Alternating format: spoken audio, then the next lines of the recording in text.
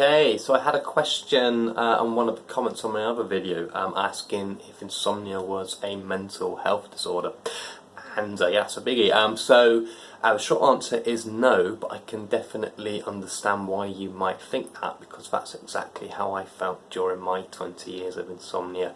So it's really common to think, my brain doesn't produce GABA, so that's why I have insomnia. So if I were to take L-theanine, then I would no longer have insomnia. And yeah, you take it and it doesn't work, and so you think, okay, well, maybe my brain doesn't produce serotonin, so I'm going to start taking 5-HTP, or maybe it doesn't produce dopamine, and it just spirals from there. So during my own insomnia, if you take a look at those wicker baskets behind me, I probably had about 20 or 30 different supplements in there, because I was convinced there was something very wrong with me and very wrong with my brain, and that's why I couldn't sleep.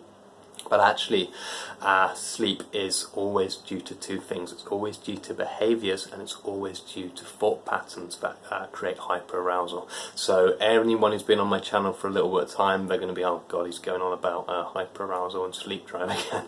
But that's because that is the most important thing to understand when it comes to overcoming your insomnia. So very briefly, behaviours create an unregulated sleep drive. So behaviours like waking up late in the day, napping, spending hours and hours in bed, and thought patterns can create that hyper-arousal, which creates a physiological change in the body, which can mask the sleep drive. And yeah, I won't go into too much, but you can take a look at my other video where I go into that in a lot more detail. But yeah, no, incredibly common to think there's something wrong with me, there's something physiological wrong with me, but actually no.